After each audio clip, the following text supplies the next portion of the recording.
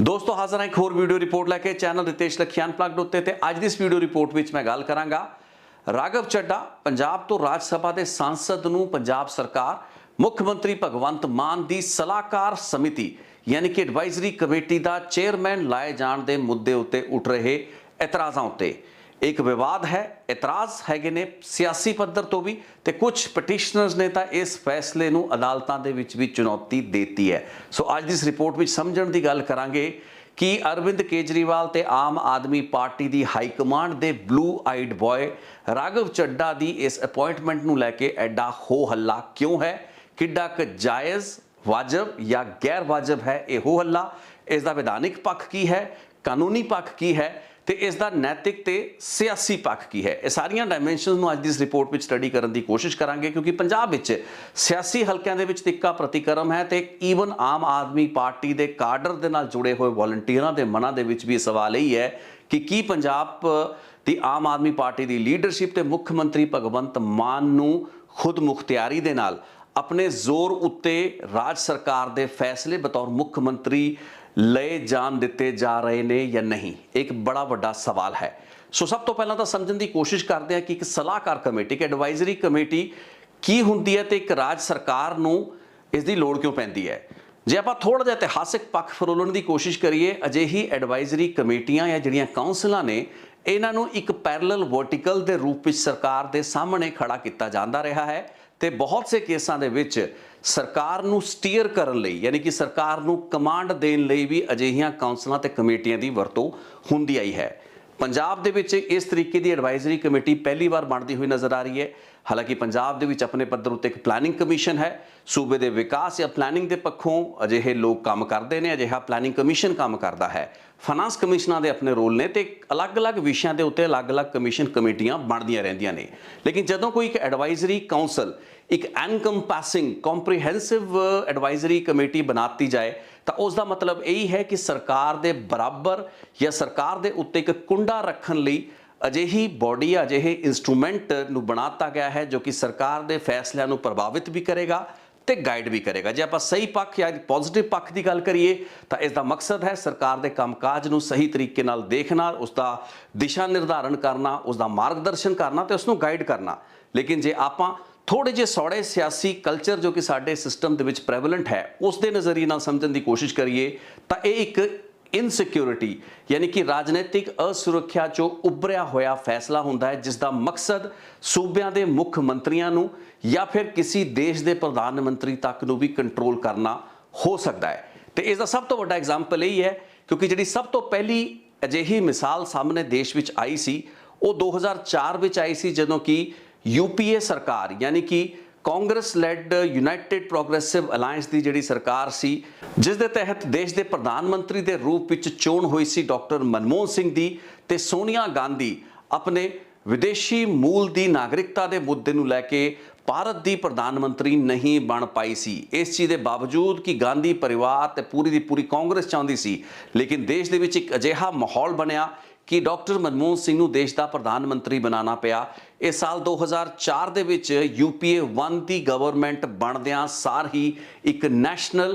Advisory council बनती है NAC जिसका नाम दिता जाता है तो इस नैशनल एडवाइजरी काउंसिल की चेयरपर्सन बनाया जाता है सोनिया गांधी नूं ते यूपीए की नैशनल एडवाइजरी काउंसिल होंदी है जिसका मतलब ये सी कि जिहड़ा भी फैसला डॉक्टर मनमोहन सिंह के समय उत्ते उन्हां दी सरकार या उन्हां वल्लों बतौर प्रधानमंत्री लिया गया वो सारे दे सारे फैसलों नूं यही एडवाइजरी काउंसिल वैट करती सी। सो एक बहुत ही पावरफुल कमेटी सी जिसकी मुखिया सोनिया गांधी सी ते मन्निया गया है कि बेशक मोहर डॉक्टर मनमोहन सिंह की हुंदी सी, हस्ताक्षर डॉक्टर मनमोहन सिंह के हुंदे सन लेकिन पिछे पूरी दी पूरी कमांड सोनिया गांधी की चलिया करती सी। सो ये पूरी दी पूरा जिहड़ा मॉडल है ये यूपीए 1 के समय तो शुरू होया लेकिन साल 2006 के विच आके एक कानूनी ते लीगल जिहड़ी अड़चन है पैदा हुई। ये लीगल अड़चन उत्तर प्रदेश के विच जया बच्चन जो कि उस वक्त राज सभा के मैंबर पार्लीमेंट सन उन्हां दी डिस्कुआलीफिकेशन तो ज़्यादा वधी होया ये सी कि राज सभा की मैंबर पार्लीमेंट जया बच्चन नूं Uttar Pradesh film certification board का चेयरमैन लाया गया सी ते इस ऑफिस नूं यानी कि इस चेयरमैनशिप नूं एक ऑफिस ऑफ प्रॉफिट वजों वेख्या गया सी। हुण भारत का जिहड़ा संविधान है उसका आर्टिकल है 102(1)A ਇਹ ਆਰਟੀਕਲ 102(1) ਇਹ ਕਹਿੰਦਾ ਹੈ ਕਿ ਦੇਸ਼ ਦਾ ਕੋਈ ਵੀ ਪਾਰਲੀਮੈਂਟੇਰੀਅਨ, ਚਾਹੇ ਉਹ ਲੋਕ ਸਭਾ ਦਾ ਐਮਪੀ ਹੋਵੇ, ਚਾਹੇ ਉਹ ਰਾਜ ਸਭਾ ਦਾ ਐਮਪੀ ਹੋਵੇ, ਕੋਈ ਵੀ ਅਜਿਹੀ ਆਫਿਸ ਜਾਂ ਪੋਜੀਸ਼ਨ ਦੇ ਉੱਤੇ ਨਹੀਂ ਰਹਿ ਸਕਦਾ ਜੋ ਕਿ ਆਫਿਸ ਆਫ ਪ੍ਰੋਫਿਟ ਹੈ, ਜਿਸ ਲਈ ਉਸ ਨੂੰ ਤਨਖਾਹ ਮਿਲਣੀ ਹੈ, ਉਸ ਨੂੰ ਰੀਮਿਨਰੇਸ਼ਨਸ ਮਿਲਣੀਆਂ ਨੇ ਜਾਂ ਉਸ ਨੂੰ ਕਿਸੇ ਕਿਸਮ ਦਾ ਪੱਤਾ ਮਿਲਣਾ, ਜਿਸ ਨੂੰ ਕਿ ਆਫਿਸ ਆਫ ਪ੍ਰੋਫਿਟ ਆਪਾਂ ਮੋٹے-ਮੋٹے ਲਫ਼ਜ਼ਾਂ ਦੇ ਵਿੱਚ ਕਹਿੰਦੇ ਆ। ਸੋ ਇਸੇ ਤਹਿਤ Uttar Pradesh film board certification ਦੇ ਚੇਅਰਪਰਸਨ ਵਜੋਂ ਜਯਾ ਬੱਚਨ ਦੀ ਅਪਾਇੰਟਮੈਂਟ ਉਹਨਾਂ ਦੀ ਡਿਸਕੁਆਲੀਫਿਕੇਸ਼ਨ ਦਾ ਕਾਰਨ ਬਣੀ। ਇਲੈਕਸ਼ਨ ਕਮਿਸ਼ਨ ਆਫ ਇੰਡੀਆ ਦੀ ਸ਼ਿਕਾਇਤ ਉੱਤੇ ਦੇਸ਼ ਦੇ ਰਾਸ਼ਟਰਪਤੀ ਨੇ ਜਯਾ ਬੱਚਨ ਨੂੰ ਡਿਸਕੁਆਲੀਫਾਈ ਕਰਤਾ, ਜਿਸ ਤੋਂ ਬਾਅਦ ਕਿ ਉਹਨਾਂ ਦੀ ਡਿਸਕੁਆਲੀਫਿਕੇਸ਼ਨ ਸੁਪਰੀਮ ਕੋਰਟ ਤੱਕ ਅਪਹੈਲਡ ਕੀਤੀ ਗਈ, ਯਾਨੀ ਕਿ ਉਸ ਨੂੰ ਸਹੀ ਮੰਨਿਆ ਗਿਆ। ਇਹੀ ਕਾਰਨ ਸੀ ਜਿਸ ਕਾਰਨ ਕਿ ਬਾਅਦ ਦੇ ਵਿੱਚ ਸਵਾਲ ਸੋਨੀਆ ਗਾਂਧੀ ਉੱਤੇ, ਜੋ ਕਿ ਯੂਪੀਏ ਸਰਕਾਰ ਦੀ ਨੈਸ਼ਨਲ ਐਡਵਾਈਜ਼ਰੀ ਕਾਉਂਸਲ ਦੀ ਚੇਅਰਪਰਸਨ ਸੀ, ਉਹਨਾਂ ਉੱਤੇ ਵੀ ਉੱਠੇ। ਤੇ ਇਹੀ ਕਾਰਨ ਸੀ ਕਿ ਜਯਾ ਬੱਚਨ ਡਿਸਕੁਆਲੀਫਾਈ ਹੋ ਗਏ ਤੇ ਸੋਨੀਆ ਗਾਂਧੀ ਨੂੰ ਆਪਣੇ ਨੈਸ਼ਨਲ ਐਡਵਾਈਜ਼ਰੀ ਕਾਉਂਸਲ ਦੀ ਚੇਅਰਮੈਨਸ਼ਿਪ ਅਤੇ ਮੈਂਬਰ ਪਾਰਲੀਮੈਂਟ ਤੋਂ ਵੀ ਖੁਦ ਬਖੁਦ ਅਸਤੀਫਾ ਦੇਣਾ ਪਿਆ। ਆਪਣੇ ਅਸਤੀਫੇ ਅਤੇ ਡਿਸਕੁਆਲੀਫਿਕੇਸ਼ਨ ਤੋਂ ਬਾਅਦ ਸੋਨੀਆ ਗਾਂਧੀ ਅਤੇ ਜਯਾ ਬੱਚਨ ਕੁਝ ਮਹੀਨਿਆਂ ਦੇ ਵਿੱਚ ਹੀ ਦੁਬਾਰਾ ਮੈਂਬਰ ਪਾਰਲੀਮੈਂਟ ਲੋਕ ਸਭਾ ਤੇ ਰਾਜ ਸਭਾ ਬਣਨ ਦੇ ਵਿੱਚ ਫੇਰ ਕਾਮਯਾਬ ਰਹੇ। ਤੇ ਇਸੇ ਵਕਤ ਕੇਂਦਰ ਸਰਕਾਰ ਵੱਲੋਂ ਇੱਕ ਹੋਰ ਤਰਮੀਮ ਕੀਤੀ ਗਈ, ਯਾਨੀ ਕਿ ਉਹ ਜਿਹੜਾ ਐਕਟ 1959 ਦਾ ਇੱਕ ਐਕਟ ਹੈ ਜੋ ਕਿ prevention of disqualification of member parliament ਨੂੰ ਗਵਰਨ ਕਰਦਾ ਹੈ, ਉਸ ਦੇ ਦਾਇਰੇ ਦੇ ਵਿੱਚੋਂ ਇਹ ਨੈਸ਼ਨਲ ਐਡਵਾਈਜ਼ਰੀ ਕਮੇਟੀ ਦੇ ਚੇਅਰਮੈਨ ਦਾ ਜਿਹੜਾ ਅਹੁਦਾ ਸੀ, ਇਸ ਨੂੰ ਬਾਹਰ ਕੱਢ ਦਿੱਤਾ ਗਿਆ। ਯਾਨੀ ਕਿ ਜੇ ਆਫਿਸ ਆਫ ਪ੍ਰੋਫਿਟ ਹੀ ਇਹ ਅਹੁਦਾ ਨਹੀਂ ਰਿਹਾ ਤੇ ਇਸ ਉੱਤੇ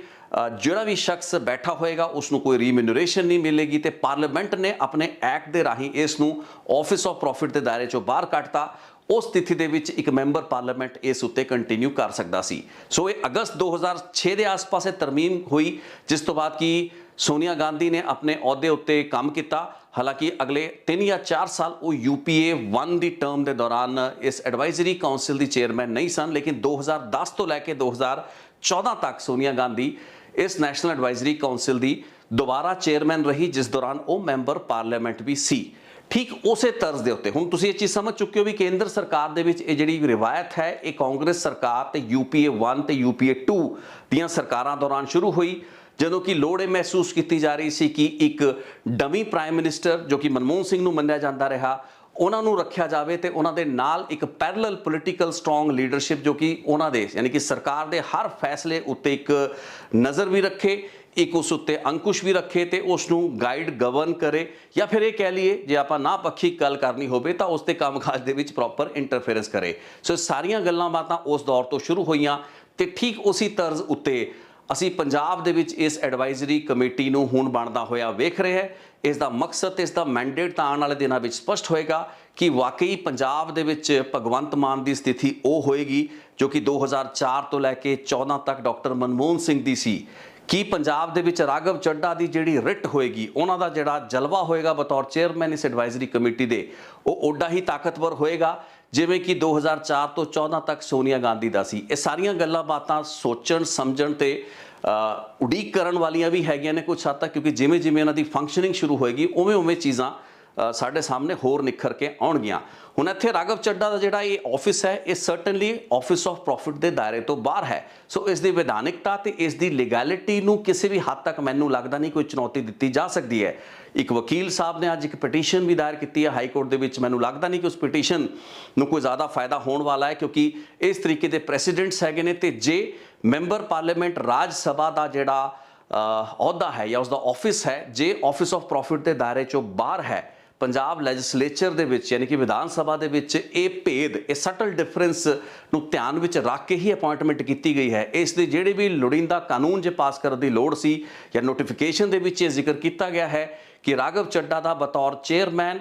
ਐਡਵਾਈਜ਼ਰੀ ਕਮੇਟੀ ਦਾ ਜਿਹੜਾ ਆਫਿਸ ਹੈ ਉਹ ਇੱਕ ਪ੍ਰੋਫਿਟ ਆਫਿਸ ਨਹੀਂ, ਉਸ ਦੇ ਲਈ ਉਹਨਾਂ ਨੂੰ ਤਨਖਾਹਾਂ, ਰੀਮਿਨਰੇਸ਼ਨ ਜਾਂ ਕੰਪਨਸੇਸ਼ਨਸ ਵਗੈਰਾ ਉਸ ਤਰੀਕੇ ਦੀਆਂ ਨਹੀਂ ਮਿਲਣਗੀਆਂ ਜਿਵੇਂ ਕਿ ਹੋਰ ਲੋਕਾਂ ਨੂੰ ਮਿਲ ਸਕਦੀਆਂ ਨੇ। ਯਾਨੀ ਕਿ ਜੇ ਕੋਈ ਮੈਂਬਰ ਪਾਰਲੀਮੈਂਟ ਨਾ ਹੁੰਦਾ ਤੇ ਇਸ ਐਡਵਾਈਜ਼ਰੀ ਕਮੇਟੀ ਦਾ ਚੇਅਰਮੈਨ ਹੁੰਦਾ ਤਾਂ ਸ਼ਾਇਦ ਉਸ ਨੂੰ ਪ੍ਰੋਪਰ ਤਨਖਾਹ ਮਿਲਦੀ ਜਿਵੇਂ ਆਮ ਕਮੇਟੀਆਂ ਟ੍ਰਿਬਿਊਨਲ ਦੇ ਚੇਅਰਮੈਨ ਨੂੰ ਮਿਲਦੀਆਂ ਨੇ। ਲੇਕਿਨ ਇਸ ਕੇਸ ਦੇ ਵਿੱਚ ਇਹ ਸਟਲ ਭੇਦ ਜੇ ਕੀਤਾ ਹੋਏਗਾ ਤਾਂ ਇਸ ਅਪਾਇੰਟਮੈਂਟ ਨੂੰ ਕੋਈ ਵੀ ਲੀਗਲ ਜਾਂ ਵਿਧਾਨਿਕ ਚੁਣੌਤੀ ਨਹੀਂ ਦਿੱਤੀ ਜਾ ਸਕੇਗੀ as for as I understand it. ਲੇਕਿਨ ਹੁਣ ਇਸ ਗੱਲਬਾਤ ਦੇ ਪੋਲੀਟੀਕਲ ਡਾਇਮੈਂਸ਼ਨ ਦੇ ਉੱਤੇ ਆਉਣਾ ਹੈ, ਯਾਨੀ ਕਿ ਇਸ ਗੱਲਬਾਤ ਦਾ ਜਿਹੜਾ ਸਿਆਸੀ ਪਹਿਲੂ ਹੈ ਉਹ ਥੋੜਾ ਜ਼ਿਆਦਾ ਮਹੱਤਵਪੂਰਨ ਹੈ। क्योंकि मैं जिवें पहला भी जिक्र किया है कि अक्सर अजिहे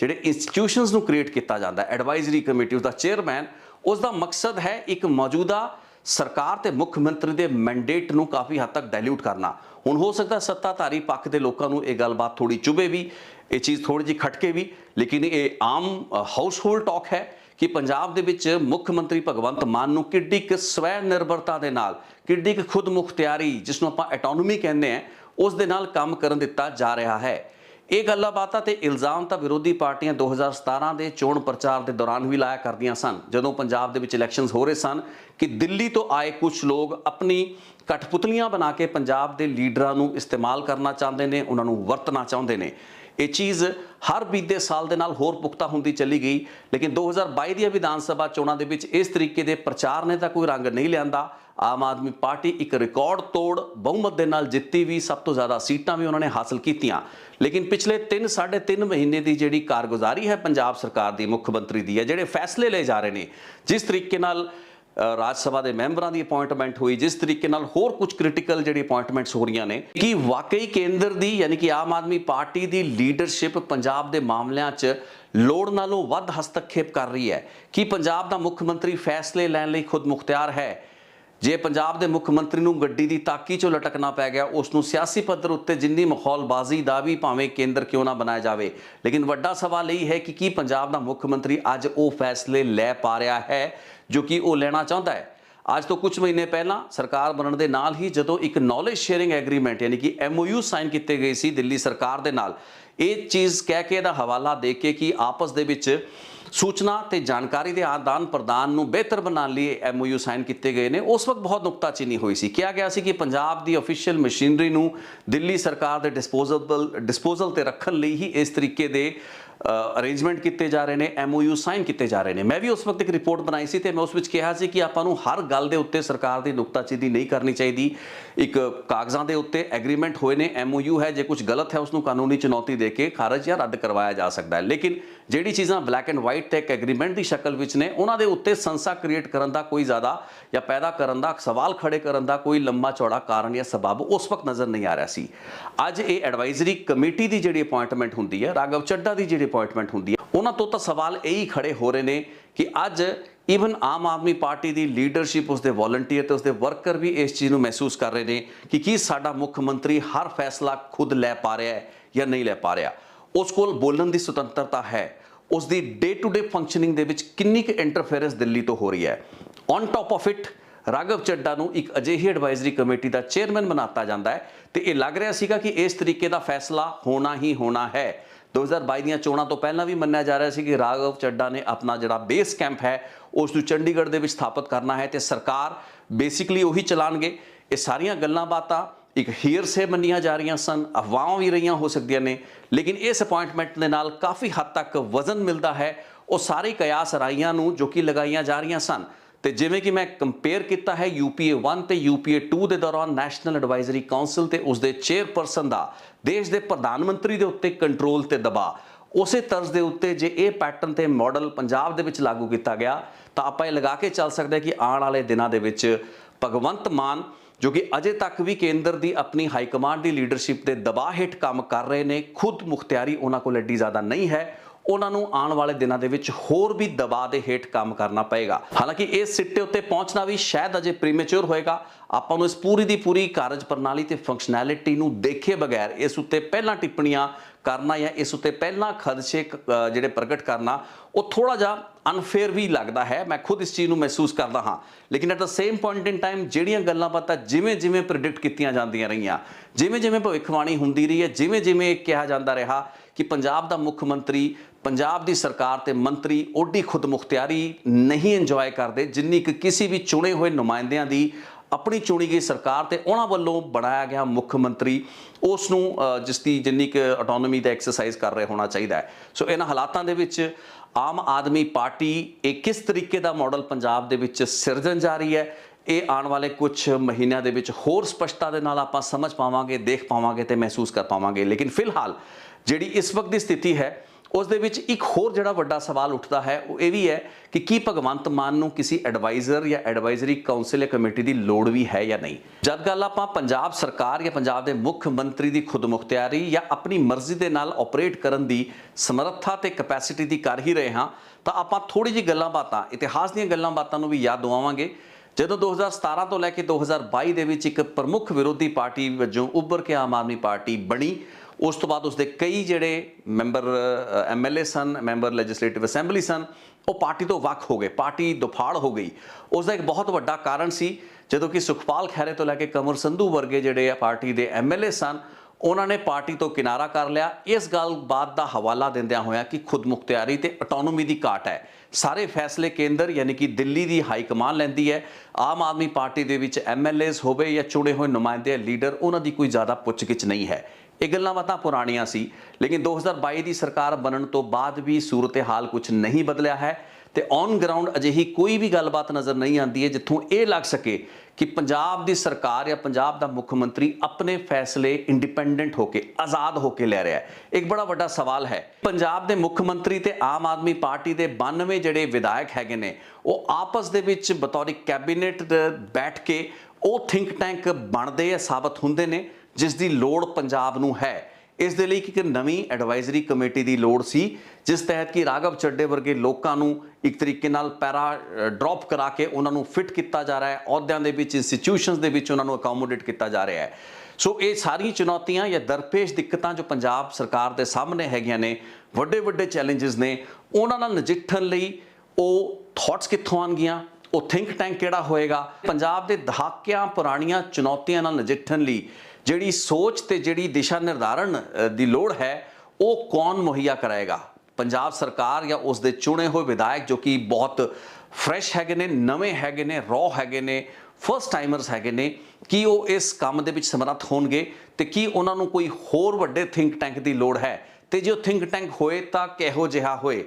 ਕੀ ਕਾਰਨ ਹੈ ਕਿ ਰਾਘਵ ਚੱਡੇ ਵਰਗੇ ਲੋਕਾਂ ਨੂੰ ਤਾਂ ਅਕੋਮੋਡੇਟ ਕਰ ਲਿਆ ਜਾਂਦਾ ਹੈ, ਲੇਕਿਨ ਅਸੀਂ ਕੁੰਵਰ ਵਿਜੇ ਪ੍ਰਤਾਪ ਵਰਗੇ ਲੋਕਾਂ ਦਾ, ਪ੍ਰੋਫੈਸਰ ਬਲਜਿੰਦਰ ਕੌਰ ਵਰਗੇ ਲੋਕਾਂ ਦਾ ਜਾਂ ਹੋਰ ਕਈ ਅਜਿਹੇ ਸੀਨੀਅਰ ਲੀਡਰ ਹੈਗੇ ਨੇ ਆਮ ਆਦਮੀ ਪਾਰਟੀ ਦੇ, ਜਿਨ੍ਹਾਂ ਨੂੰ ਕਦੇ ਵੀ ਇਸ ਤਰੀਕੇ ਦੀ ਐਡਵਾਈਜ਼ਰੀ ਕਮੇਟੀਆਂ ਜਾਂ ਪੈਨਲ ਦੇ ਆਸ-ਪਾਸ ਵੀ ਭਟਕਦਾ ਹੋਇਆ ਨਹੀਂ ਵੇਖਦੇ। ਹਾਲਾਂਕਿ ਇਸ ਐਡਵਾਈਜ਼ਰੀ ਕਮੇਟੀ ਦੇ ਮੈਂਬਰਾਂ ਦੀ ਅਜੇ ਚੋਣ ਹੋਏਗੀ, ਸੋ ਵੀ ਐਕਸਪੈਕਟ ਐਂਡ ਵੀ ਹੋਪ ਕਿ ਚੰਗੇ ਲੋਕਾਂ ਨੂੰ ਇਸ ਵਿੱਚ ਥਾਂ ਦਿੱਤੀ ਜਾਏ। ਲੇਕਿਨ ਮੁੱਢਲਾ ਸਵਾਲ ਇਹੀ ਹੈ ਤੇ ਲੋਕਾਂ ਦੇ ਮਨਾਂ ਦਾ ਸੰਸਾ ਵੀ ਇਹੀ ਹੈ ਕਿ ਸਾਰੀ ਦੀ ਸਾਰੀ ਕਵਾਇਦ ਜਿਸ ਦੇ ਤਹਿਤ ਕਿ ਰਾਘਵ ਚੱਡੇ ਨੂੰ ਫਿੱਟ ਕੀਤਾ ਗਿਆ ਹੈ ਇਸ ਚੇਅਰਮੈਨ ਦੇ ਰੋਲ ਦੇ ਵਿੱਚ ਐਡਵਾਈਜ਼ਰੀ ਕਮੇਟੀ, ਉਸ ਦਾ ਮਕਸਦ ਕਿ ਪੰਜਾਬ ਦੇ ਮੁੱਖ ਮੰਤਰੀ ਦੀ ਤਾਕਤ ਨੂੰ ਘਟਾਉਣਾ ਹੈ, ਅੰਦਰ ਖਾਤੇ ਉਸ ਦੀ ਪੂਰੀ ਅਥਾਰਟੀ ਨੂੰ ਹੋਰ ਕਰੋੜ ਕਰਨਾ ਹੈ। ਉਹੀ ਰਾਘਵ ਚੱਡਾ ਜਿਸ ਨੂੰ ਕਿ ਚੋਣਾਂ ਤੋਂ ਪਹਿਲਾਂ SUVs ਦੀਆਂ ਰੂਫਟਾਪਸ ਤੋਂ ਖੜਾ ਕੇ ਲੋਕਾਂ ਨੂੰ ਦਿਖਾ ਕੇ ਇੱਕ ਨੌਨ ਐਂਟੀਟੀ ਨੂੰ ਪ੍ਰੋਜੈਕਟ ਕਰਕੇ ਇੱਕ ਲੀਡਰ ਜ਼ਬਰਦਸਤੀ ਬਣਾਇਆ ਗਿਆ।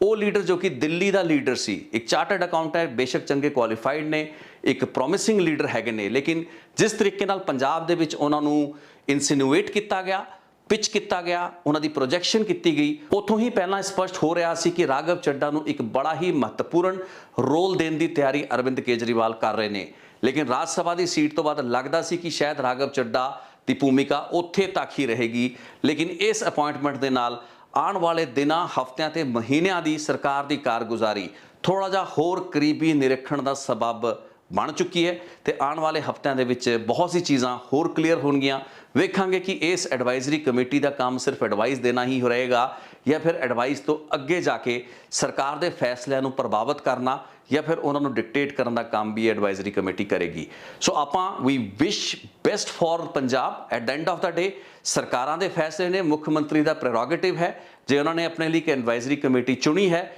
ਚਾਹੇ ਰਾਘਵ ਚੱਡਾ ਹੋਵੇ ਜਾਂ ਫਿਰ ਕੋਈ ਵੀ ਹੋਵੇ, ਇਹ ਉਹਨਾਂ ਦਾ ਅਖਤਿਆਰ ਹੈ। ਇਸ ਉੱਤੇ ਕਿੰਤੂ ਪਰੰਤੂ ਕਰਨਾ ਪੋਲੀਟੀਕਲ ਪਾਰਟੀਆਂ ਤੇ ਸਾਡੇ ਵਰਗੇ ਕ੍ਰਿਟਿਕਸ ਦਾ ਕੰਮ ਤਾਂ ਹੋ ਸਕਦਾ ਹੈ, ਲੇਕਿਨ ਇਹ ਫੈਸਲਾ ਸਰਕਾਰਾਂ ਨੇ ਹੀ ਲੈਣਾ ਹੈ ਤੇ ਇਸ ਦਾ ਫਾਇਦਾ, ਨੁਕਸਾਨ, ਵਾਧਾ ਘਾਟਾ ਤੇ ਖਮਿਆਜ਼ਾ ਜੇ ਭੁਗਤਣਾ ਹੈ ਤਾਂ ਉਹ ਵੀ ਸਰਕਾਰਾਂ ਨੇ ਹੀ ਭੁਗਤਣਾ ਹੈ। ਜੇ ਚੰਗੇ ਸਿੱਟੇ ਹੋਣਗੇ ਇਸੇ ਅਜਿਹੇ ਫੈਸਲਿਆਂ ਦੇ ਤਾਂ ਉਸ ਦਾ ਫਾਇਦਾ ਸਰਕਾਰਾਂ ਨੂੰ ਹੋਏਗਾ। ਸੋ ਸਰਕਾਰ ਨੂੰ ਇਸ ਚੀਜ਼ ਦੀਆਂ ਸ਼ੁਭ ਇੱਛਾਵਾਂ ਤੇ ਆਉਣ ਵਾਲੇ ਕੁਝ ਹਫ਼ਤਿਆਂ, ਮਹੀਨਿਆਂ ਦੇ ਵਿੱਚ ਆਪਾਂ ਸਥਿਤੀ ਨੂੰ ਆਪਣੇ ਸਾਹਮਣੇ ਉੱਭਰਦਾ ਹੋਇਆ ਵੇਖਾਂਗੇ। ਉਸ ਵਕਤ ਫੇਰ ਇੱਕ ਰਿਪੋਰਟ ਬਣਾਵਾਂਗੇ। ਆਪਾਂ ਕਿੰਨੇ ਕੁ ਸਹੀ ਸੀ ਇਹ ਸਾਰੇ ਦੀ ਸਾਰੀ ਗੱਲਾਂ ਬਾਤਾਂ ਦੇ ਉੱਤੇ ਜਿਹੜੇ ਵੀ ਇਤਰਾਜ਼ ਉੱਠ ਰਹੇ ਨੇ ਉਹਨਾਂ ਨੂੰ ਐਡਰੈਸ ਕਰਨ ਦੇ ਵਿੱਚ ਅੱਜ ਦੀ ਇਸ ਰਿਪੋਰਟ ਦੇ ਵਿੱਚ ਇਹ ਚੀਜ਼ ਨੂੰ ਭਵਿੱਖ ਦੇ ਵਿੱਚ ਦੁਬਾਰਾ ਵੀ ਐਨਾਲਾਈਜ਼ ਕਰਨ ਦਾ ਮੌਕਾ ਜ਼ਰੂਰ ਮਿਲੇਗਾ। ਇਮਾਨਦਾਰੀ ਦੇ ਨਾਲ ਉਸ ਵਕਤ ਵੀ ਐਨਾਲਾਈਜ਼ ਕਰਾਂਗੇ। ਜੇ ਅੱਜ ਦੀ ਰਿਪੋਰਟ ਦੇ ਵਿੱਚ ਕੁਝ ਵੱਧ ਘੱਟ ਗੱਲਾਂ ਹੋਈਆਂ ਤਾਂ ਉਹ ਫਿਰ ਅਗਲੀ ਰਿਪੋਰਟ ਦੇ ਵਿੱਚ ਕਲੀਅਰ ਕਰ ਲਾਂਗੇ। ਬਹੁਤ ਬਹੁਤ ਧੰਨਵਾਦ ਅੱਜ ਦੀ ਰਿਪੋਰਟ ਨੂੰ ਵੇਖਣ ਲਈ, ਤੇ ਤੁਸੀਂ ਵੀ ਆਪਣੇ ਵਿਚਾਰ ਜ਼ਰੂਰ ਦਿਓ। ਮੈਂ ਕਮੈਂਟਸ ਪੜ੍ਹ ਰਿਹਾ ਤੇ ਕਮੈਂਟਸ ਦੇ ਵਿੱਚ ਪਹਿਲਾਂ ਤੋਂ ਹੀ ਰਾਘਵ ਚੱਡਾ ਦੀ ਇਸ ਅਪਾਇੰਟਮੈਂਟ ਨੂੰ ਲੈ ਕੇ ਲੋਕਾਂ ਨੇ ਡਿਮਾਂਡ ਵੀ ਕੀਤੀ ਕਿ ਵੀਡੀਓ ਬਣਾਓ, ਤੇ ਬਹੁਤ ਹੀ ਤਿੱਖੇ ਪ੍ਰਤੀਕਰਮ ਸੋਸ਼ਲ ਮੀਡੀਆ ਤੇ ਨੇ। ਸੋ ਅੱਜ ਇਸ ਦੇ ਵਿਧਾਨਿਕ ਤੇ ਸਿਆਸੀ ਪੱਖ ਉੱਤੇ ਮੈਂ ਗੱਲਬਾਤ ਕੀਤੀ। ਆਸ ਕਰਾਂਗਾ ਤੁਹਾਨੂੰ ਠੀਕ ਲੱਗੀ ਹੋਵੇਗੀ। ਬਹੁਤ ਬਹੁਤ ਧੰਨਵਾਦ ਇਸ ਰਿਪੋਰਟ ਨੂੰ ਵੇਖਣ ਲਈ। Thank you so much. ਇੱਕ ਹੋਰ ਵੀਡੀਓ ਲੈ ਕੇ ਕੱਲ ਫੇਰ ਹਾਜ਼ਰ ਹੋਵਾਂਗਾ।